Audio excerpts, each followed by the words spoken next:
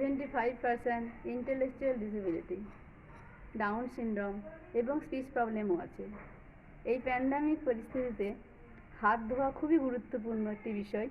এই হাত ধোয়ার জন্য সঠিক পদ্ধতির প্রয়োজন হয়, তাই চার্টে হাত ধোয়ার বিভিন্ন পদ্ধতি দেওয়া আছে। শুভম সেটা দেখে দেখে হাত ধুচ্ছে।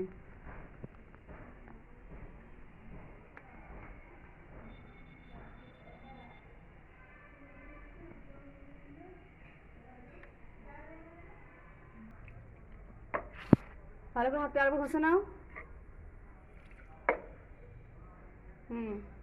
শুভম।